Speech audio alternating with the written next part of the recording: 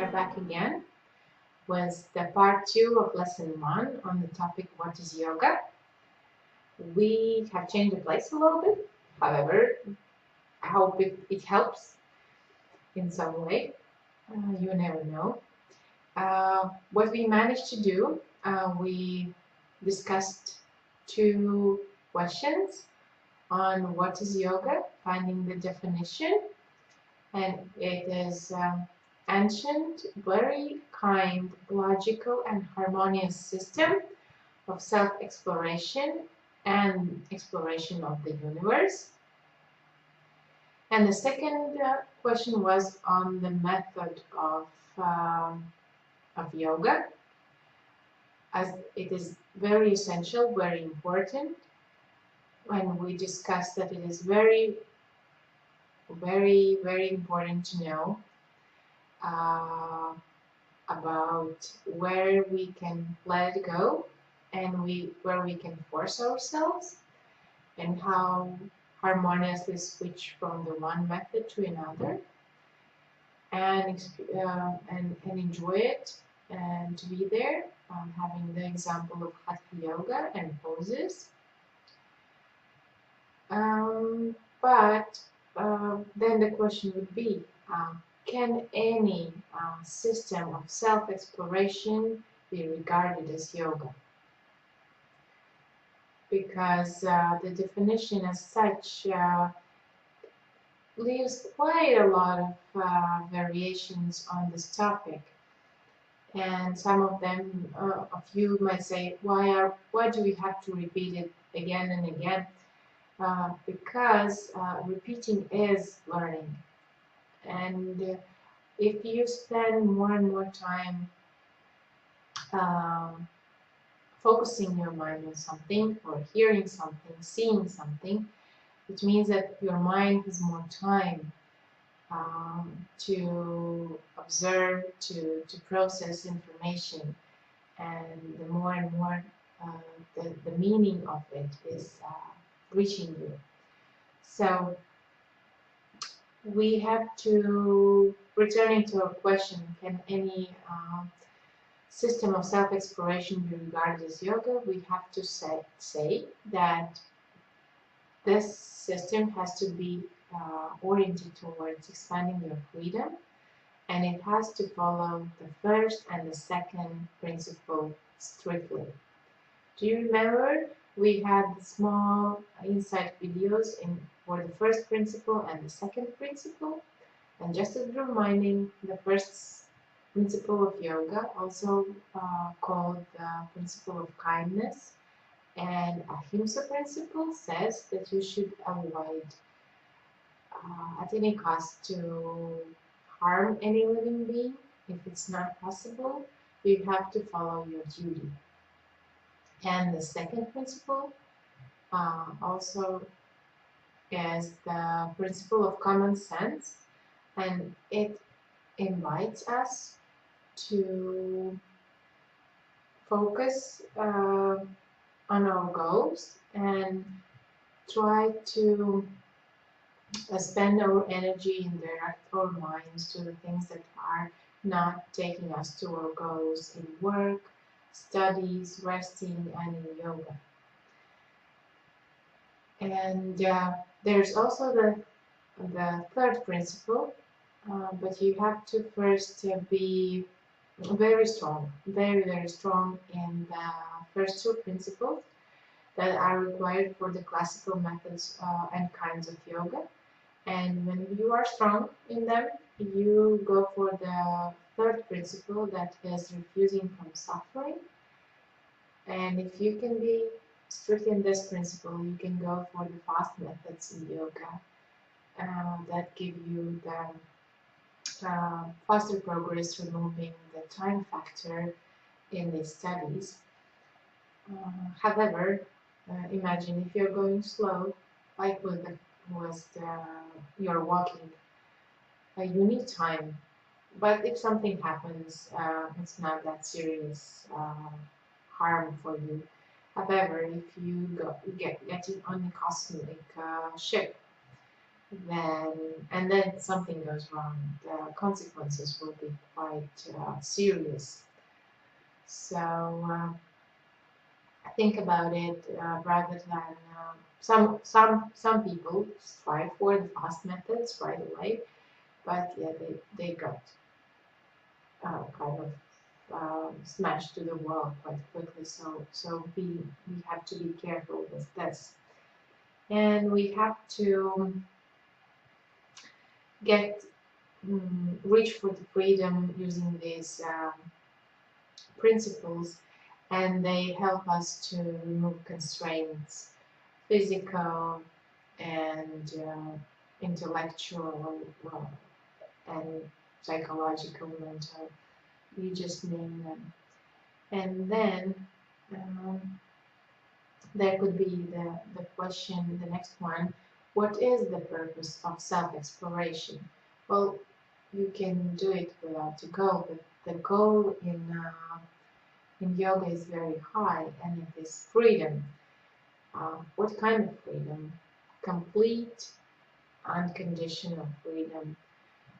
Firstly, for your body, physical freedom, and then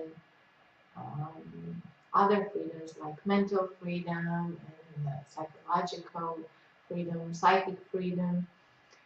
And we have observed that many yogis have showed their abilities uh, of their body when they are free of those physical constraints. Also, we have seen some extraordinary for ordinary people skills of yogis when they move. They either move from one place to another, or they move objects, or whatever. Um, to tell the truth, it's not the goal of yoga. It is just a free supplement that some of you will, by practicing yoga, will feel that some things that are not possible for the ordinary people have become possible for you. And it's not really not the goal of yoga to have beautiful, durable, non-aging body, the life without stress, great job, or lots of money. Yes, this body comes like a present, like a bonus. And yes, so we can say that yoga is a system of self-exploration that leads person to the absolute freedom through the knowledge about themselves and the universe. If this system is making you weaker, enslaves you, intimidates you, then it cannot be regarded as yoga. Yoga should make you free from everything, whatever limits you. And if it's yoga that limits you, then you get rid of yoga. Okay? Firstly, it takes time, as for everything. Again, it's good to think these things over, and then in some miracle way, magic way, they come because there is some level above the logic we understand, but it's still very logical and a good one. We also should remember that the freedom has the second part, that is responsibility, because you can't expand your freedom by taking away the freedom from others. It's not taking you far. As you remember, we discussed the term karma in the first part of the lesson, and this is the law of causes and consequences. If you have done one thing, it turns out to be, as a result, brings the consequences later. And that's why you can expand your freedom without taking it from the others, or by helping others to expand their freedom. Some people would say, no, it's impossible, that everybody is free, there will be no control. Actually, there is this global, large-scale harmony that is supposed to be here, not yet, but it exists, and if you can feel this rhythm, this cosmic law and the order, then everybody can be happy and everybody can be free. So, yes, the responsibility, you have to take on the responsibility about yourself. And also, if somebody is taking care of you or helping you to expand your freedom by limiting their own freedom, then you have a debt. It's your duty, you owe to this person, returning them what they have given to you. Again, this is the law of karma, causes and consequences. But it goes both ways. It's both positive and negative. If you have done good, it will come good. If you have done bad, it will come bad. So, as such, karma is not positive or negative. It's just a law in this universe. And then again, if we take a look on the people who say, yes, I practice yoga, and they manifest as a slogan some yoga texts or ideas or philosophy, teaching, and still you see that this person next moment their actions are quite opposite. Wow, what should you what conclusion should you make in this situation? Yogis, they have to, their actions and words have to agree. And if you see that this person is saying one thing and doing the other thing, then most probably he or she has nothing to do with yoga. It's just this brand of yoga has become so popular that people are just using it for earning their money, kind of expanding their freedom for a short period of time and enslaving themselves for the later. So, so far so good, hope so. We have again reviewed 2 questions about the way can any system of self-exploration be regarded as yoga, and the second one, what is the goal of yoga. And I would suggest now to take some moment free before the next part and to spend some time concentrating on the term freedom, unconditional freedom.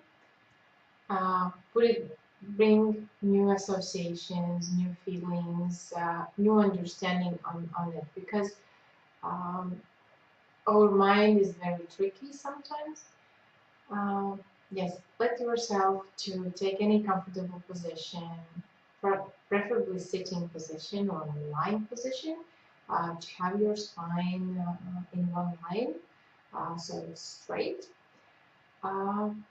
Then I would suggest closing your eyes and relaxing your body.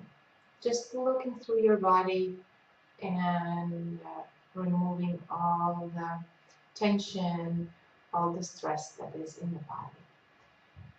And then give yourself some time for this new term, freedom, because I suppose that you will see it in a different way. And also, I would suggest you make some notes about each lesson. Maybe your small yoga diary for every day, where you could put some practice and some ideas and notions that come to you after the practice or after the lessons. But now it's time for a small meditation on freedom. See you a little bit later.